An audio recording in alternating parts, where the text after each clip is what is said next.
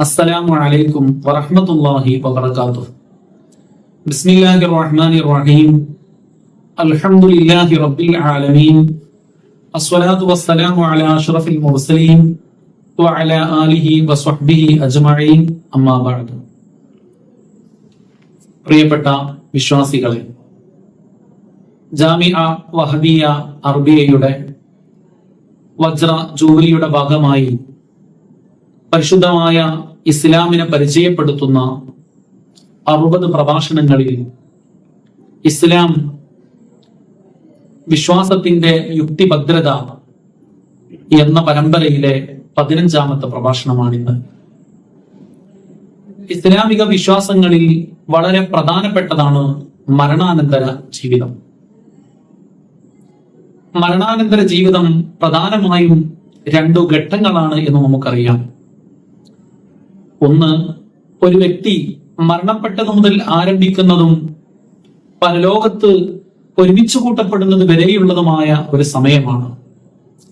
2ാം ഘട്ടം പരലോകത്ത് അല്ലാഹു സുബ്ഹാനഹു വ തആലയുടെ തിരുമുമ്പിൽ ഒരുമിച്ച് കൂട്ടപ്പെടുകയും പലവിധ വിചാരണകൾക്കും മറ്റും വിധേയപ്പെടുത്തപ്പെടുകയും സ്വർഗത്തിലേക്കോ നരകത്തിലേക്കോ തിരിക്കപ്പെടുകയും തുടർന്ന് മരണമില്ലാത്ത അനന്തമായ ജീവിതത്തിന്റെ ഒരു കാലഘട്ടമാണ്. ഈ 2 കാലഘട്ടങ്ങളിൽ മരണം മുതൽ ആരംഭിച്ച് അള്ളാഹുവിന്റെ മുമ്പിൽ ഒരുമിച്ച് കൂട്ടപ്പെടുന്നത് വരെയുള്ള കാലഘട്ടത്തെയാണ് ബർസഖ് അല്ലെങ്കിൽ ബർസഖിയായ ജീവിതം, ഖബർ ജീവിതം എന്നതുകൊണ്ടെല്ലാം നാം ഉദ്ദേശിക്കാറുള്ളത്. ബർസഖ് എന്ന വാക്കിന് അർത്ഥം മറ എന്നാണ്.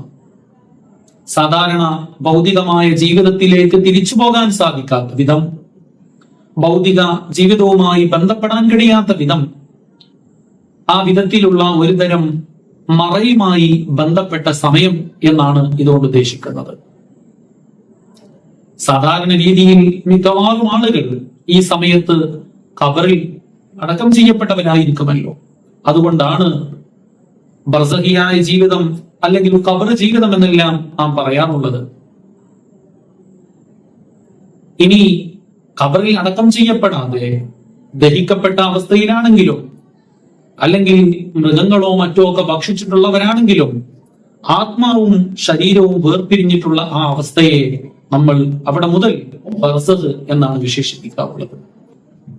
ഏതായിരുന്നാലും മനുഷ്യ ശരീരം നശിക്കലോടുകൂടെ പിന്നീട് യാതൊന്നും അറിയാത്ത വിധം എല്ലാം ശൂന്യമാണ് എന്ന വിശ്വാസമല്ല ഇസ്ലാമിനുള്ളത്. മറിച്ച് നമ്മുടെ സൃഷ്ടാവായ അല്ലാഹു സുബ്ഹാനഹു വ തആലയുടെ നിയമങ്ങൾക്ക് അനുസൃതമായി ജീവിച്ചിട്ടുള്ള വിശ്വാസികളായ ആളുകൾക്ക് ധാരാളം അനുഗ്രഹങ്ങൾ ലഭ്യമാവുകയും സ്വർഗീയമായ അനുഭൂതികൾ വരെ ലഭിക്കുകയും ചെയ്യുന്ന അവസ്ഥയാണ് ബർസഖിയായ ലോകം. ഇതെല്ലാം ആത്മാവിനാണ് ലഭിക്കുന്നത്. ആത്മാവ് ഈ ഒരു അവസ്ഥയിലൂടെ സ്വർഗപ്രവേശനം വരെ ലഭിക്കുന്ന തരത്തിലേക്ക് ഉയർന്നു പോയേക്കാം. അതിന്റെ എല്ലാം ഒരു ഭാഗം അല്ലെങ്കിൽ അതിന്റെ ഒരു അല്പം ആ ശരീരം കൂടി അനുഭവിക്കുകയും ചെയ്യും. നേരെ മറിച്ച് അള്ളാഹുവിനെ തിരിച്ചറിയാത്ത, അന്നം നൽകി നമ്മളെ പരിപാലിക്കുന്ന സൃഷ്ടാവായ അള്ളാഹുവിനെ ധിക്കാരം പ്രവർത്തിക്കുന്ന ആളുകൾ, അവരുടെ ആത്മാവ് നരകീയമായ ശിക്ഷകളായിരിക്കും, ആ നരകീയമായ അനുഭവങ്ങളായിരിക്കും അനുഭവിച്ചുകൊണ്ടിരിക്കുന്നത്. അതിന്റെയും ഭാഗം അവരുടെ ശരീരവും അനുഭവിക്കുക തന്നെ ചെയ്യും. ഇതാണ് ബർസഖിയായ ലോകത്തെ സംബന്ധിച്ച് ബർസഖുമായി ബന്ധപ്പെട്ടിട്ടുള്ള നമ്മുടെ വിശ്വാസം. സാധാരണയിൽ നമ്മുടെ നേത്രങ്ങളെ കൊണ്ട് കാണാൻ കഴിയാത്ത, നമ്മുടെ ബുദ്ധികളെ കൊണ്ട് മനസ്സിലാക്കാൻ കഴിയാത്ത മലക്കുകളെയും അതുപോലെ ജിന്നുകളെയും കുറിച്ച് അവ നമുക്ക് നമ്മുടെ ദൃഷ്ടികളെ കൊണ്ട് കാണാൻ കഴിയാത്തവരാണെന്നതിന്റെ പേരിൽ അവിശ്വസിക്കരുത് എന്ന് വളരെ യുക്തിഭദ്രമായി ഇവിടെ സമർപ്പിക്കുകയുണ്ടായി. അതുപോലെ തന്നെ മരണാനന്തര ജീവിതത്തെ സംബന്ധിച്ച്, മരണാനന്തര ലോകത്തെ സംബന്ധിച്ച് മരണപ്പെട്ടു പോയ ഒരാളും നമ്മളിലേക്ക് തിരിച്ചു വന്നിട്ടില്ലെങ്കിലും, അവിടുത്തെ കാര്യങ്ങളെ കുറിച്ച് നമുക്ക് വിവരം നൽകിയിട്ടില്ലെങ്കിലും അത് നമുക്ക് അവിശ്വസിക്കാവതല്ല.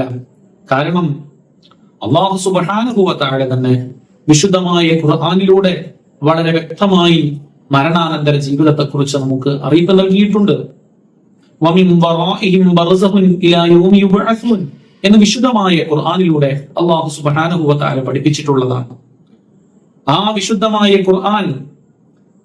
വിശുദ്ധമായ ഖുർആനിനെ മുഅ്ജിസത്തായി നൽകിയിട്ടുള്ള പരിശുദ്ധ പ്രവാചകർ സ്വല്ലല്ലാഹു അലൈഹി വസല്ലമ തങ്ങളും ബർസഖിയായ ലോകത്തെക്കുറിച്ചുള്ള ധാരാളം വിവരണങ്ങൾ നമുക്ക് നൽകിയിട്ടുണ്ട്. അതുകൊണ്ട് തന്നെ അള്ളാഹുവിന്റെ ദൈവികത്വവും തിരുമേനി സ്വല്ലല്ലാഹു അലൈഹി വസല്ലമയുടെ പ്രവാചകത്വവും അംഗീകരിക്കുന്ന ഏതൊരാളും അവർ രണ്ടുപേരും എന്തെല്ലാം നമ്മളോട് പറഞ്ഞിട്ടുണ്ടോ, എന്തെല്ലാം അറിയിപ്പുകൾ നൽകിയിട്ടുണ്ടോ, അതെല്ലാം വിശ്വസിക്കൽ ബാധ്യസ്ഥരായിട്ടുള്ള ആളുകളാണല്ലോ വിശ്വാസികൾ. അതുകൊണ്ട് തന്നെ വളരെ യുക്തിഭദ്രമായി തെളിവുകളുടെ അടിസ്ഥാനത്തിലുള്ള വിശ്വാസമാണ് മരണാനന്തര ജീവിതവുമായി ബന്ധപ്പെട്ടിട്ടുള്ള നമ്മുടെ വിശ്വാസം. ബർസഖ് ജീവിതവുമായി ബന്ധപ്പെട്ട ധാരാളം കാര്യങ്ങൾ നമ്മുടെ തിരു ഹദീസുകളിൽ വിശദീകരിക്കപ്പെട്ടിട്ടുണ്ടെങ്കിലും സമയക്കുറവ് മൂലം അതെല്ലാം നമ്മൾ വിശദീകരിക്കുന്നില്ല. എന്നിരുന്നാലും നമ്മൾ നേരത്തെ പറഞ്ഞതുപോലെ നന്മ ചെയ്ത് അള്ളാഹുവിൽ വിശ്വസിച്ച് നന്മകൾ ചെയ്ത് ജീവിച്ച ആളുകൾക്ക് ആ നന്മയുടെ പ്രതിഫലം അവർക്ക് ലഭിക്കുമെന്നും, അതുപോലെ തിന്മ ചെയ്ത് അള്ളാഹുവിനെ ധിക്കരിച്ച് വിശ്വസിക്കാതെ ജീവിച്ച ആളുകൾക്ക് അതിന്റെ ശിക്ഷ അവരുടെ ബർസഖിയായ ലോകത്ത് തന്നെ ലഭിക്കുമെന്നതും നിരവധി ഹദീസുകളിലൂടെ വ്യക്തമാക്കപ്പെട്ടിട്ടുള്ളതാണ്. മഹാനരായ തിരുമേനി സ്വല്ലല്ലാഹു അലൈഹി വസല്ലം തങ്ങൾ ഒരു ദിവസം ബനു നജ്ജാർ ഗോത്രത്തിന്റെ ഈന്തപ്പന തോട്ടത്തിലേക്ക് പ്രവേശിക്കുകയാണ്. ആ തോട്ടത്തിലേക്ക് പ്രവേശിക്കുമ്പോ അവിടുന്ന് ഒരു വലിയ ശബ്ദം കേട്ട് അമ്പരക്കുകയാണ്.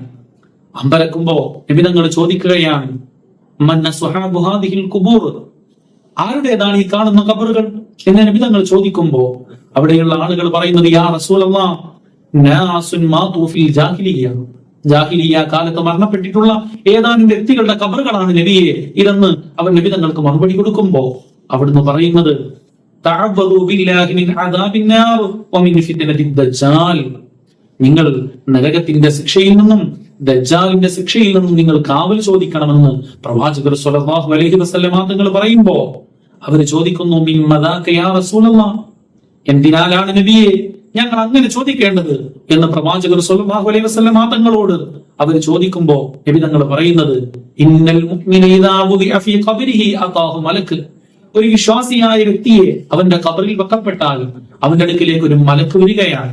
ആ മലക്ക് വന്നുകൊണ്ട് ആ മലക്കിവനോട് ചോദിക്കുന്നത്, മാ കുന്ത തഅ്ബുദു, എന്തിനെയാണ് നീ ആരാധിച്ചിരുന്നത്, എന്തിനെയാണ് നീ ആരാധിച്ചിരുന്നതെന്ന് ചോദിക്കുമ്പോ ആ മനുഷ്യൻ ഫൈനില്ലാഹു ഹദാഹ്, അള്ളാഹു ഹിദായത്ത് നൽകിയിട്ടുള്ള വ്യക്തിയാണെങ്കിൽ അദ്ദേഹം പറയുന്നത്, കുന്തു അഅ്ബുദുല്ലാഹ്, ഞാൻ അള്ളാഹുവിനെയാണ് ആരാധിച്ചിരുന്നത്, അള്ളാഹുവിനെ ആരാധിച്ച് ജീവിച്ചവനായിരുന്നു എന്ന് ഇദ്ദേഹം മറുപടി നൽകുന്നു.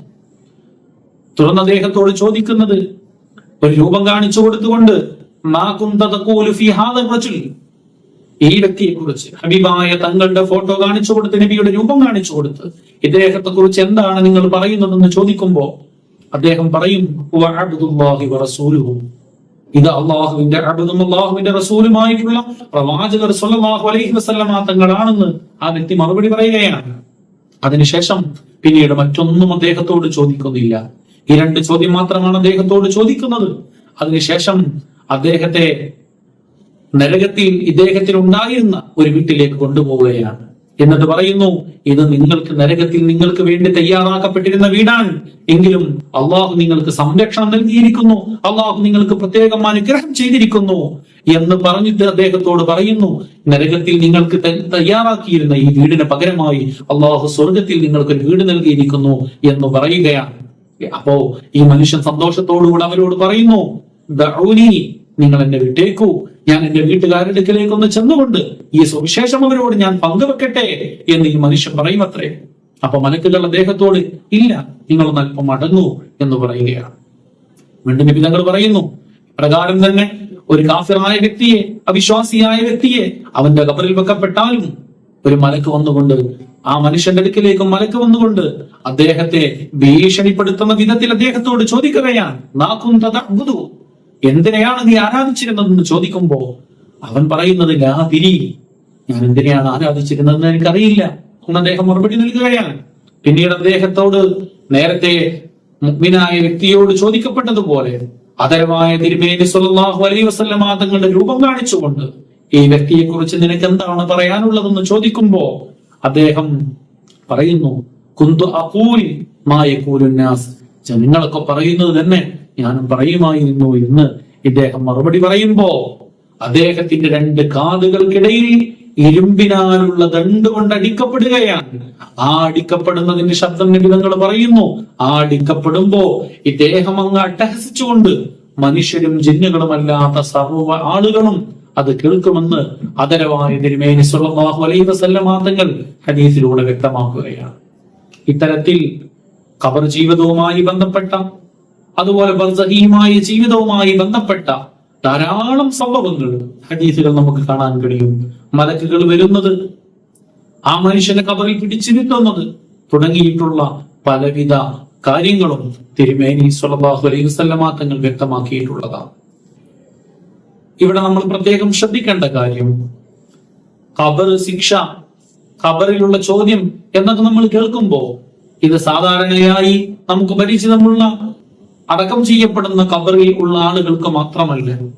അത്തരത്തിൽ ഖബറടക്കം ചെയ്യപ്പെടാൻ കഴിയാത്ത വിധത്തിൽ ഭൗതിക ശരീരങ്ങൾ ദഹിക്കപ്പെടുകയോ അല്ലെങ്കിൽ ഛിന്ന ഭിന്നമായി പോവുകയോ അല്ലെങ്കിൽ മൃഗങ്ങളോ മറ്റോ ഒക്കെ ഭക്ഷിക്കുകയോ ചെയ്തിട്ടുള്ള ആളുകൾക്കുമെല്ലാം, അവരെല്ലാം, അവരുടെ ശരീരങ്ങളെയെല്ലാം, അവരുടെ ആത്മാവിനെയെല്ലാം ഈ രൂപത്തിൽ ചോദ്യം ചെയ്യപ്പെടുകയും അടിക്കപ്പെടുകയും ശിക്ഷിക്കപ്പെടുകയും അതുപോലെ സ്വർഗീയമായ അനുഭൂതികളും മറ്റും ലഭിക്കുകയും ഒക്കെ ചെയ്യുമെന്ന് പണ്ഡിതന്മാർ വ്യക്തമാക്കിയിട്ടുള്ളതാണ്.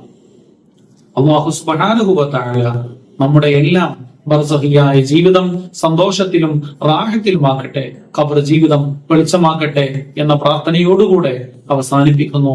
അസ്സലാമു അലൈക്കും വറഹ്മത്തുള്ളാഹി വബറകാതുഹു.